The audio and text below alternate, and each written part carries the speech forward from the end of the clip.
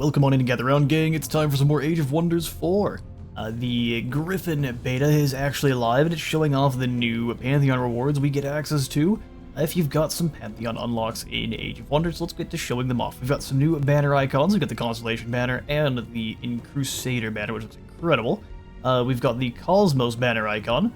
We've got the Fearless passive item infusion, so it's going to unlock the Fearless item infusion, which can be applied to trinkets, but you need rainbow clovers to use them.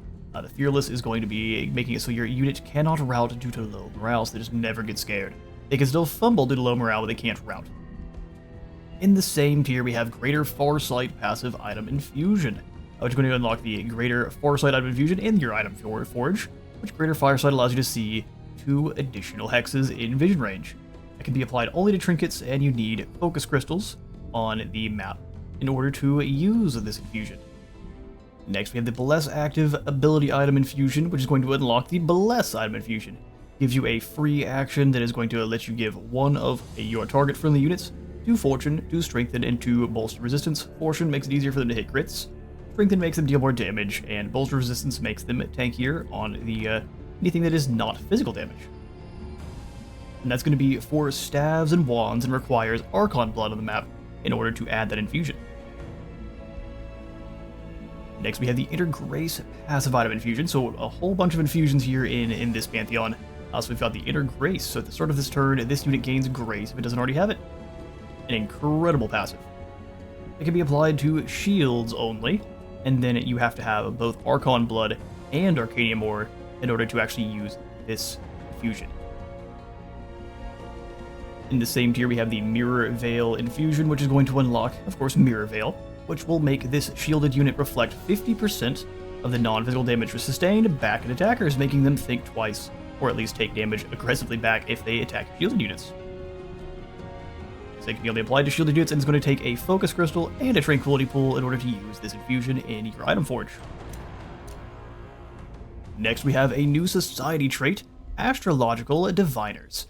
Kind of an interesting one here, where they study the stars, channeling their blessings when they act under their guidance. So every 10th turn, so you've got a cycle of 10 turns going, your units will gain aligned stars.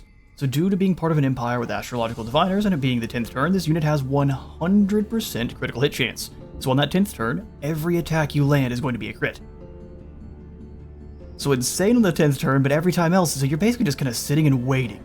And then on the 10, 20, 30 turns, that's when you make your moves. Non-hero units drafted, recruited, or summoned during a 10th turn permanently gain Born Under the Stars, so they permanently will deal 20% additional critical hit damage. So that first 10th turn, you want to get a bunch of units drafted or recruited up however you can, and then for the 20th turn, you will be dealing a ton of damage when Aligned Stars is active. But it's a really strange one, because obviously any other time, it's not active ever, so an interesting one. Lastly, city structures and special province improvements completed during a 10th turn will grant you a one-time bump of 100 knowledge, so you can speed along your tech tree a little bit faster. I would like to try to use this with a barbarian culture of some kind, that way we're benefiting from the extra savage strikes, and then also the extra critical hit damage as well, so more damage, more crits. Should be a good time. Next up, we have an Innate Spelljammer passive item infusion, so that way you can get Innate Spelljammer on any item you would like, or at least any trinket you would like.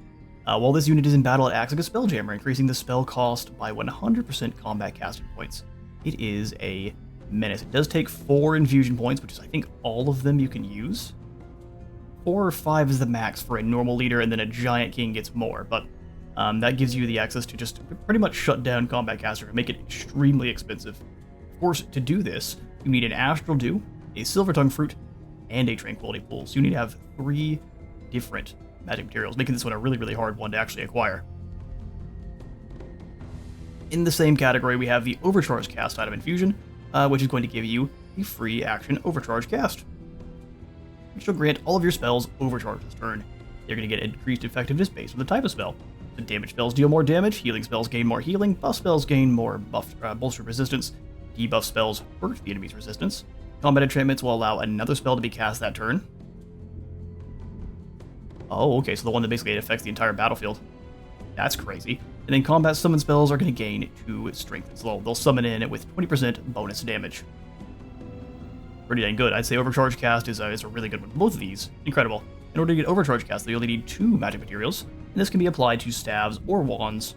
You need Astral Dew and Haste Berries in order to get this going. We also are going to have an Archon helmet, so a new hero customization, and this one looks awesome, so I would be rushing towards it immediately. Normally customization choices aren't my favorite outside of this first wizard hat, but this looks incredible. We also have a new Golden Goateer's Crown, which, if you need to be fancy and rich, there you go. We have also some new items for Giant King, so if you only have if you have the Giant King's expansion, you will have the new Archon body, and then the Archon helmet. So actually, I'm going to show these off here in just a moment so you can see exactly what those are going to look like. Same thing with the Archon helmet and the Goateer Crown. So the Giant Revenant body here is going to be your Giant Undead, and then you have the Undead Giant helmet. More customization options are always lovely. Just everything, every time they add more goodies to the Pantheon, I am always excited, especially when they add more things you can add, basically just add to your overall gameplay that's not simply customization. No. And we're here with Lady Lightbringer of the Loreguard Inquisition, and here's what your Archon helmet looks like. You get to be Pantheon from League of Legends. I think it looks incredible. And obviously the armor, the metal color is going to change based on the metal color you have for your hero, and the only thing I might hope for in the future is if this crest changes based on the affinity, like the major affinity you have. So if your order affinity, it looks like kind of a halo crest, nature, green, and so on and so forth. But for now, this looks awesome. You gotta have the steam breath. She has become a minor Archon. But that is going to be all of our new Pantheon rewards brought with the Griffon update.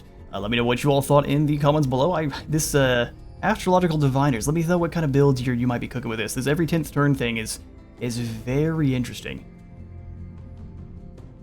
But that's going to be all the time I've got for today. Thank you all so much for coming on by. If you enjoyed the video, please maybe leave a like for Light God and a sub for the sub zone, and I'll see you all in the next one.